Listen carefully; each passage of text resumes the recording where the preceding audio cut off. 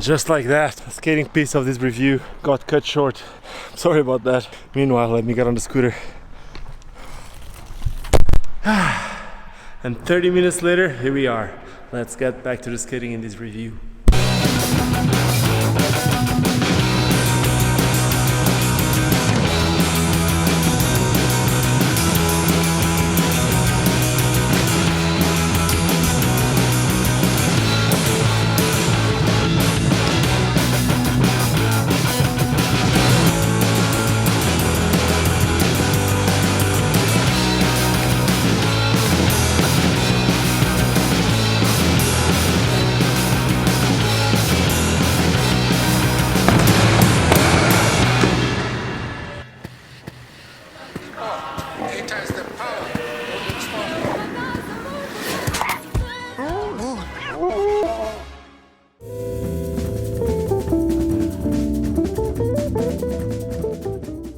My name is Ricardo Lino and I'm a wheel addict. As you already know by the thumbnail, by the title, and by the part of the video that you already watched, today I'm reviewing the Mesmer John Bolino. Let me take it off. Let me put one here, right on my side. Let me take the other one and keep it in my hand. If you don't have a lot of time, I'm just going to tell you, this is one of my favorite skates in a long time. Now, if you have more time to watch this video, let me explain you why. If you didn't saw already the video that I've done on this skate, the Mesmer John Bolino, please go check my first impressions where I went through some of the details on the skate and a little bit of the history behind Mesmer and all that. Now, let's talk about how they feel when I skated them. So let me tell you that this is the size European 43 and it did felt tight. Not extremely tight, but tight. But go back to the beginning of the video and you see me taking the liners out of the oven. The reason why I've done that I never do that for a review. I usually never do that for a review, but Mark Moreno, which is one of the guys that work for Mesmer, one of the pro skaters, told me instantaneously as I posted something on Instagram, like, if you are going to make a review, please make sure to heat mold the liner. And he also told me that I should be aware if I want to downsize. I'm usually at 275 millimeters, and if I want to downsize, instead of using the shell 43, 44, I could downsize to a 41, 42 shell by using a MyFit second skin liner, which is, I've said it several times here on this channel, it's one of my favorite liners ever. Very, very slim, and it allows you to downsize in a lot of skates, including the Mesmer. So now you know. I didn't felt like I had a lot of space inside, and the reason for that is the liner. The liner, let me just take it out. The liner felt quite soft, honestly. The foams felt quite soft, but I honestly don't see that as a negative thing. I actually felt like my foot was at the right amount of padding inside. I could feel like a little bit of a heel lift, but to be totally honest with you, I think it really helped me with some of my trick skating. Let's be honest here too, I'm not one of those skaters that jump a lot and all that, so probably for those type of skaters, the heel lift would make a bit more difference. Also, I did not skate a bowl or like a quick transition on this video, and also for that type of skating I would probably prefer something that would not give me any wiggle. But I know that I can downsize to a size 41, 42 with the second skin and probably even with the intuition liner. Now, after it molding it, I had no problems. It felt extremely comfort. I had no point of pressure, like one point where I had more pressure than other in the whole skate. I kind of felt like the whole pressure coming from the skate, which is perfectly normal, was really nicely distributed, so it really felt nice. Honestly, it really felt good. Now, something very important was when I first put these skates on, I was scared of one thing. I used to skate for USD, and when I skated for USD, there was several models on the market. One of them was the USD Classic Tron. And I remember the Classic Tron, and even more the UFS Tron, being a skate that when you landed, you would listen to clack, very plasticky. And that was one of the things that I was actually very scared about this skate. But I did not feel that at all. When I put these skates on, I just go and put one foot on the ground, and the noises were like very poof, poof. It's the type of noises that I usually get from an urban skate, and after skating that type of skate so much, that's the type of noise that I want to listen in any skate. I don't want to skate a skate clack, clack, clack, clack, clack. Yes, I do skate nowadays mostly park, but if I would go to the streets, I never enjoyed getting my skates like clack, clack, clack, clack, clack. It's just like, it's annoying. It doesn't affect the performance at all. But if you're trying to sell a product, let me tell you, if you go to the street, if someone sees you with a skate clack, clack, clack, or with a skate that goes poof, people want to buy the poof. People don't want to buy the clack. So, well done on Mesmer for making a skate that sounds great, and it does feel great.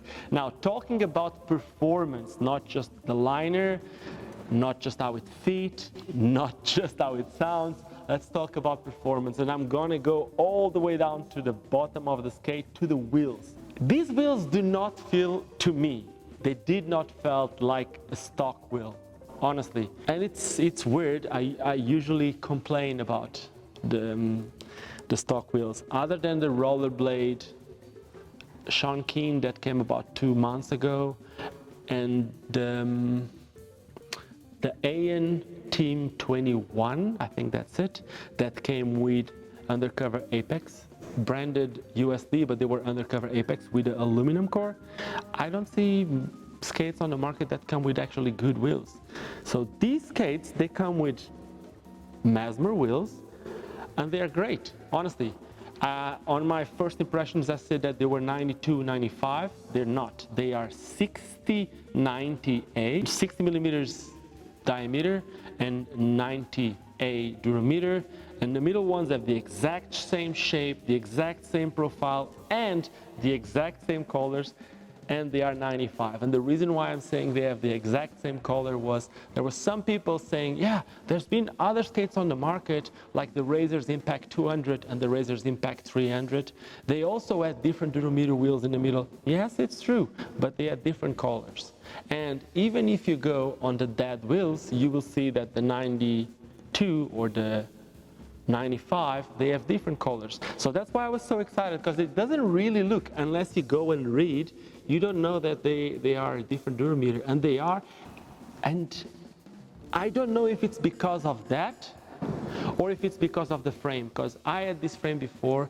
I might have not given enough attention to this frame.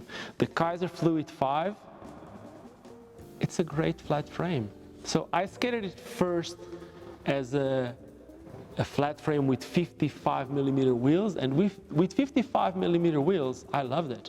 I had no wheel bite or anything like that, but I was honestly scared to put bigger wheels, such as 60. Now, this skate comes with 60 millimeter wheels. I did not change anything on this skate. I skated it completely stock, and I had no wheel bite. So, yeah, very, very, very happy with the frame that comes here and with the wheels.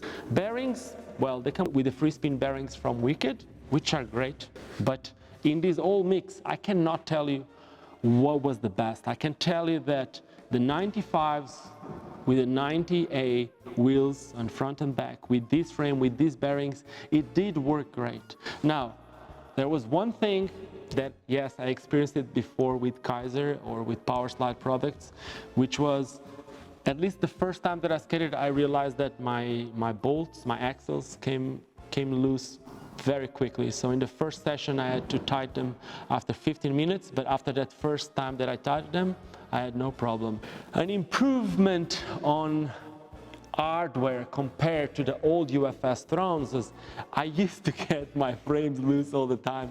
No problem at all here. I think this sole frame being used here with the dampening mat, there's like a little dampening thing in between the sole plate and the boot, are doing a great job. And obviously the hardware, like the screws being used, are much better than the ones that used to be used on the regular or the old classic Throne.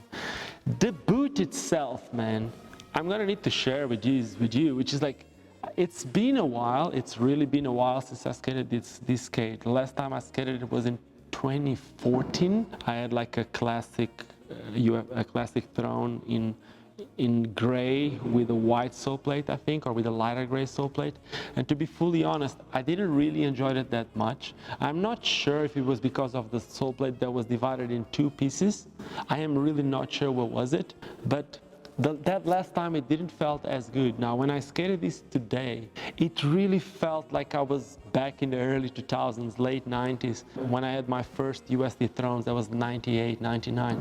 And this was actually the skate. This mold was actually the skate where I learned how to alley-oop topsole, where I learned to true spin topsole, where I learned to true spin fishbrain. I learned most of my tricks with these, and when I was skating today with these, that's exactly how I felt. It's weird because it's a completely different sole plate. The sole space is probably smaller than the old tumor that used to come on those. At the time, they were not classic throne, they were just a USD throne. But probably, as I was saying, the sole space is probably smaller than the other one, which I didn't really felt it was too small or anything like that. It just felt great. It just felt so good. It's hard to explain. I don't want to be that guy. It feels like I'm licking the skate, but I'm actually I am actually licking the skate a little bit because I really, really, really, really like it. The negative space that was at first with those first USD thrones, there was non-existent. I was still able, at the time I was so addicted to negatives that I was still able to do some negatives. But with these, it felt so good. And like the sole plate, it's not too big, man. It's not like the shadow sole plate or anything like that. It's just the right amount of space. I was able to do alley-oop negative acid, which is a trick that I haven't done in a long time. The last time that I've done alley-oop negative acid, it was probably on shadow skates or something like that, which is a lot easier, of course. But I didn't felt like it was harder with this. It was just feeling good. Sole tricks. Let me tell you this thing. I usually suck at topsoles. I'm okay with topsoles and coping, but if it's something flat, I'm not really that good. If it's an alley-oop topsole, even in coping, I can do them, but I'm not good at them. When I put this skate on, it really, really, really felt like I was in my comfortable days on doing topsole on ledges. Out of nowhere, I started doing topsoles on flat stuff, like on square stuff, alley-oop topsole on coping.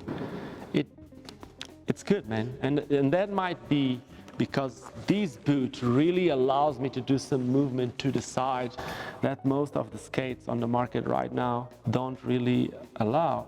I know that, example, the Dam 909 have probably a similar feeling to this skate, but with a completely different sole plate. And I don't have anything against them, but if I would put on a scale to 10, I would put the Dam sole plate on a 7 and I would put these on a 10. And it's that much. I don't want to say a 10, I'm going to say 9.5, just so that there's space for like a room for improvement. But it's very, very close to a 10.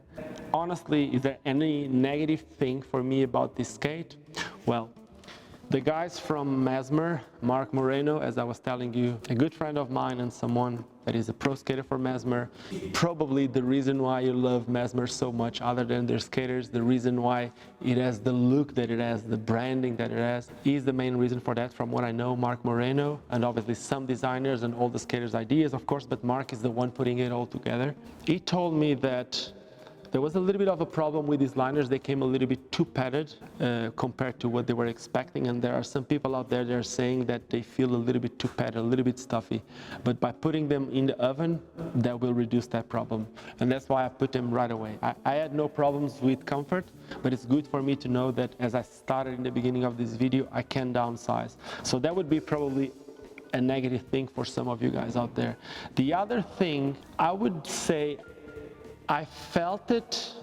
I never really enjoy, like, there's two things, honestly. I never really enjoyed the cuff bolts used by the classic thrones. It kind of felt like they were always coming loose, and that happened to me once today.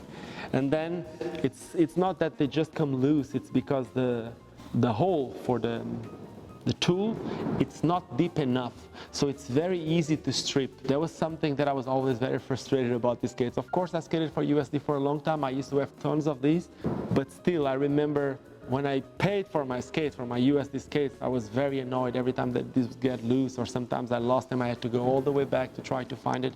So that was something that I never really enjoyed.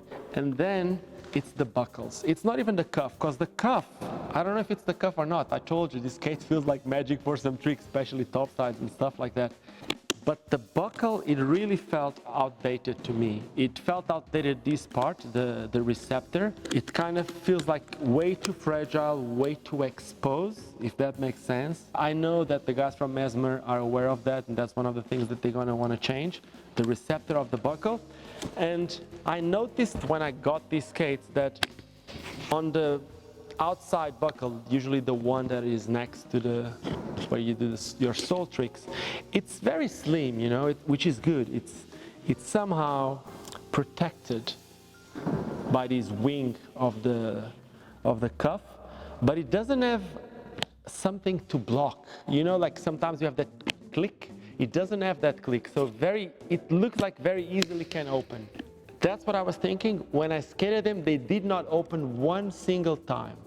But if you're one of those skaters that skates with the skates a little bit too loose, might be easier for them to get. See? If your skate is loose, it's easier to open. If it's tight, then it's somehow locked without the click.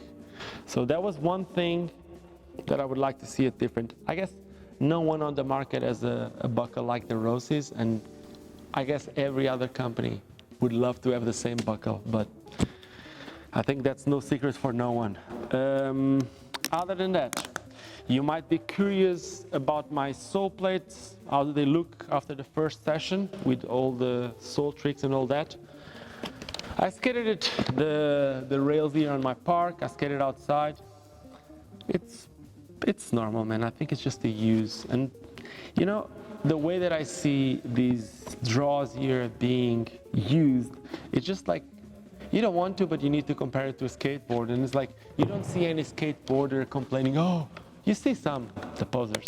But in general, you don't see the skateboarders complaining, oh, I'm going to ruin my graphic. It's just part of it, man. It's just, it gives it a little bit more identity to your skates, and it shows a bit that you skate, you know, getting the red parts, the red marks on my skate. It just shows that I skate, or at least I skated in my park, which has red copings and all that stuff. Performance-wise, let's go back to the performance. They felt quite good with soles, man. I didn't felt, like I told you already, like with top sides, it felt really good. Alley-oop tricks slided really nice. I usually like the raised heel skates for alley-oop tricks, because being in that position a little bit higher makes it harder for me to get stuck, if that makes sense to you. You know, like if you try to do a squat, if you're one of those that raise your heels like I do, then you're one of those that you would probably appreciate a raised heel skate to do alley-oop tricks. It's feeling like the opposite of a K2 skate, if you know what I mean. Like K2 is known for having the lower heel, kind of like skating like these. These ones you go a bit more higher. Of course, it depends on how much shock absorber you use or not. As I said on my first video, I kept it just like they came stock. They came with this little plastic thing with a little shock absorber. I kept them full on stock, and I think I didn't film any backslide, or I didn't film any torque, but I did actually try a couple while I was not filming, and they did felt good. I usually suck at doing torques when I skate flat skates, and I was able to do torques on a flat trail and on coping, like frontside torque, which I guess it says a lot. If I can frontside torque on a rail and on a coping with these skates, it means that the frame and the wheels just work great. What else can I say? Backslides felt great. They were easy, not really a problem. It felt like any other skate on the market right now, with a nice groove here. So it didn't felt like, there was not one single time that I tried a backslide and I felt like my trick was moving. Even for Unity tricks, they felt good. So yeah. That is it. These skates are now on pre-order on most shops. There are some shops out there that already have them in stock. I would love to get a couple of these on the WheelAddict.shop. So if you're watching these and if you're keen on buying these skates, maybe check the WheelAddict.shop to see if these ones are already in stock. If not, and if you want to support what I do here, you can always buy them via www.addonskate.com and use code Lino at the end, and you are supporting this channel by doing that. So with that being said, I just hope you guys enjoyed this video, and if you did enjoy this video, do not forget to subscribe to this channel. Leave me a thumbs up if you liked the video. If you didn't like it, you're more than welcome to leave me a thumbs down. Drop me a comment telling me if you like it, or if you didn't like, if there's anything else you want to know about the skate. I usually check all the comments, and for sure I will try to answer your comments. And other than that, well, like I always say, with Mesmer or without Mesmer, just don't forget why we all started skating, and that is because it's fun. Now, no more clack, and let's cheers.